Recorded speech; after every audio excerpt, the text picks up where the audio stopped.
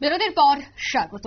Bank এমন একটা জায়গা যেখানে নিরাপদে টাকা বা সোনা রাখা হয়, কিন্তু সেই ব্যাংকে যদি নিরাপদ না হয়, ঠিক এমনই অভিযোগ কিন্তু এমনই চাঞ্চল্যকর খবরই কিন্তু আবারও উঠে এলো।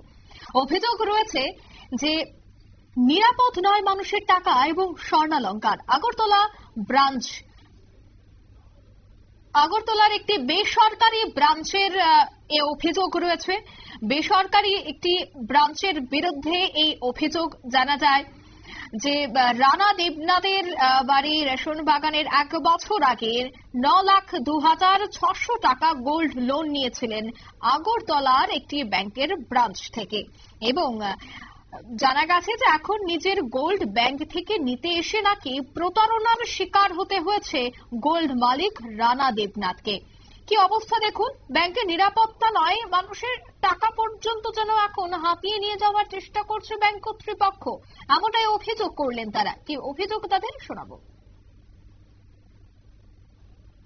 এটা গাইড করছে কিছু আগেও একবার আমরা এরকম আমি নিউজ চ্যানেলে দেখছি, ফেসবুকে দেখছি, একজন মহিলার তারা চেইন একটা রাখছিল, তারা ওইটা তারপর সময়ে দেওয়ার কথা মহিলার দিতে পারছে না। তারপর মহিলা যখন তারা প্যাকেট খুলতে গেছে তখন দেখা গেছে এটা সিটি গোল্ডের সেম অরিজিনাল বানায়, সেটা সিটি গোল্ডের চেইন ঢুকে রাখছে। ওইটা নিয়ে মহিলাকে অনেক ইয়ে করতে হচ্ছে। সেই এই ঘটনা আজকে আমার ভাইয়ের সঙ্গে হইলো, তার জন্য আমি শুনছি, যখনই শুনলাম আমি দৌড়ে এলাম। কত টাকার? 10 লাখ টাকার কই না, সামকেলের কথা নেই। আপনি বলুন কোন bank? Axis bank main branch. Manager এখন কি করতেছে? ম্যানেজার ঢুকতে দিচ্ছে না, ম্যানেজার দরজা লাগা রাখছে, দেখতেছেন আপনারা। কেউ ঢুকতে দিচ্ছে না, কেউ ঢুকতে দিচ্ছে না, দেখা করতে কইছে, দেখা করতে দিতেছে না। মানে কি তাহলে উনার বলে চুর আছে?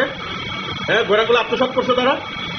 আমার গয়না আপনারা শুনলেন গ্রাহকদের অভিযোগ, গয়না আত্মসাৎ করার অভিযোগ উঠেছে এই ব্যাংকের বিরুদ্ধে, এবং এই ব্যাংকের শাখার যে কর্তৃপক্ষ যাদের বিরুদ্ধে এই অভিযোগ। যদিও নিউজ ভ্যানগার্ড প্রতিনিধি এই বিষয়টা নিয়ে ওই ব্যাংকের কর্মকর্তাদের কাছ থেকে এই বিষয়টা নিয়ে বিস্তারিত জানতে চাইলেও এই বিষয়টা নিয়ে কিন্তু এই সংশ্লিষ্ট ব্যাংক কর্তৃপক্ষ কোনো ধরনের কোনো প্রতিক্রিয়া দিতে তারা চায়নি। নিয়ে নিচ্ছে ছোট্ট একটি বিজ্ঞাপন, বিরতির সঙ্গে থাকুন।